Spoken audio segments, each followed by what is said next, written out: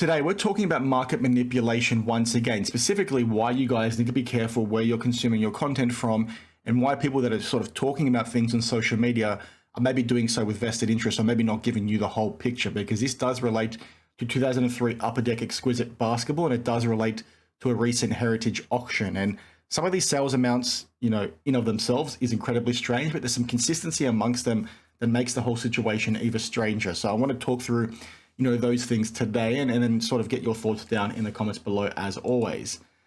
Now, this is the auction itself. I think it ended on October 4th, and you can sort of see here as I'm scrolling, there is a number of exquisite cards from 2003 that sold during this time, some of which sold for crazy amounts of money, including this Michael Jordan Mint 9 from PSA for 562 grand, which is utterly insane. A pretty cool Kobe one here of the Lakers logo sold for 174 grand. Again, insane, but it is a PSA 10, and obviously somebody really wanted that.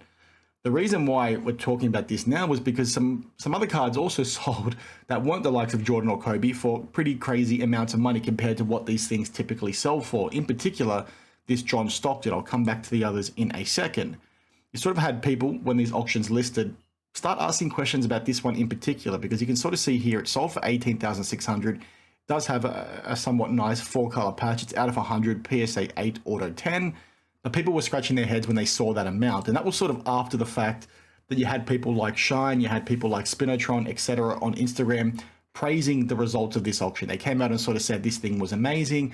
It sort of spoke to the strength of sports cards. It spoke to the strength of Upper Deck Exquisite, because these things were selling for record amounts and people are starting to appreciate how rare and scarce they actually are. But people basically saw that, said you guys are just pumping and dumping. There's all this crazy talk. You guys are saying this stuff is amazing. You're saying it's scarce, but let's look at what's actually available instead of going through this auction, because like I said, it sold for 18,600, but what a few people flagged, like Mind Cycle Cards on Instagram and a few others, was that if you went to eBay, you could find the exact same card for a fraction of the cost. And it's these cards over here. You can sort of see here this John Stockton that sold on October 7th. Like I said, this auction ended on October 4th.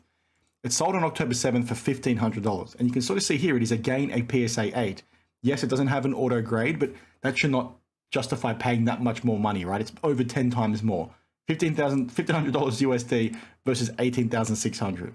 How can you sort of see this and not start asking questions about what the heck is going on with this auction in particular, let alone what's happening with the other ones that are currently listed on Heritage Auction, let alone what other people are sort of saying when they're praising these results?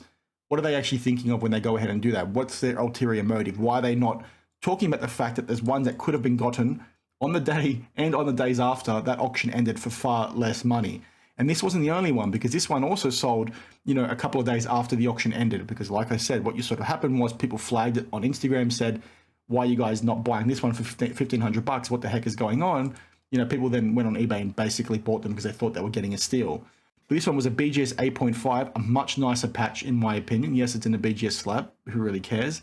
The patch looks phenomenal, and it is $29.50. So again, a fraction of the cost. And again, it's left me scratching my head and many others when we sort of see this sale for that amount of money when you could have got, the same card for significantly cheaper. Like, that does not make sense to me at all. Just the fact that it has an autograph 10 shouldn't, justify this thing as being super amazing. And some would argue that this patch is probably the worst of the lot. A lot of people prefer the patches with what appears to be the Jazz, logo. So many people would prefer that over this, which is just the, elastic part of the jersey or whatever it's referred to as, or maybe the cuff of a shirt or something.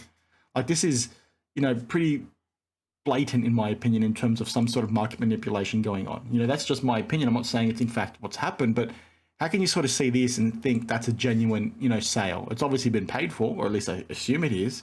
But guys, you could have got this online for a lot cheaper. Like, what the heck is going on? How can you sort of see this and then go ahead and praise this result as being, a strong market and that it's worth investing your money in and all that sort of stuff?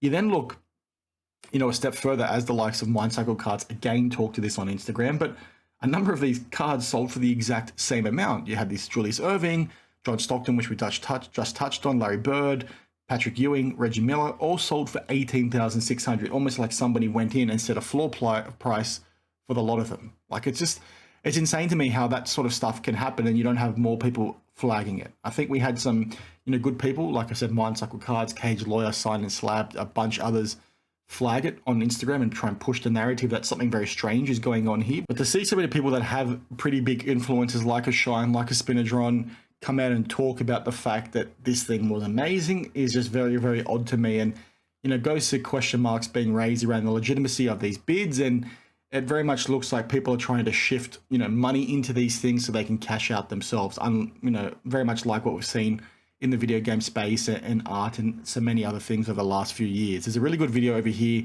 from Carl Jobs that talks about, you know, the vintage video game graded market that has very similar issues, and I think also is interrelated to heritage auctions as well. So I think it's worth a watch. I think Wine Cycle Cards also shared this video, but it's just one of those ones that you've got people that have pretty big influences in this space talk about, you know, the scarcity of these cards and why these auctions were amazing and why these things should be, you know, worth paying top dollar for and why these things are worth collecting.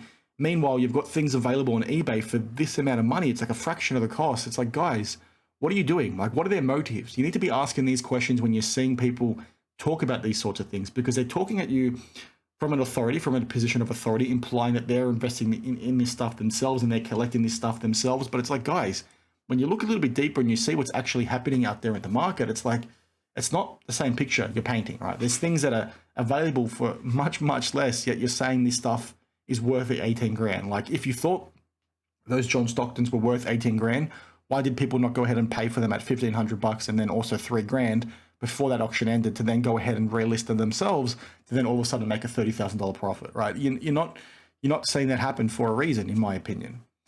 And in all honesty, it goes to the same themes that we touched on with the 84 star card, you know, in the video series that I did over the last month or so, because in that specific situation, you had a lot of people at the forefront of the hobby get accused of pumping and dumping because they were talking about this card through half-truths. They were saying this thing was, you know, never considered by the hobby. They were saying this thing is a lot rarer than what it actually is. They were painting those half-truths, and they were either doing so intentionally or just out of flat-out ignorance. And we talked about the fact that those things weren't true because we had proof that in the past this thing was properly, you know, appreciated by the hobby. But the same thing is sort of happening here because you have people coming out and praising this set, praising how amazing it is, praising what these auction results are actually showing, despite these cards being actively available on other sales platforms for a fraction of the cost. And I've said that, you know, a few times now, but the point is you need to be taking what people say with a grain of salt, with a pinch of salt. Ignore it and don't, you know, listen to people. Don't even listen to me. Make up your own mind. Do your own research is the theme of what I'm trying to say here, because you have people talking about this thing and they have benefit off the back of that, right? They want you to buy into these things and pay $18,600 for one of these cards, despite the fact that you can buy it for $1,500 fucking dollars elsewhere, right?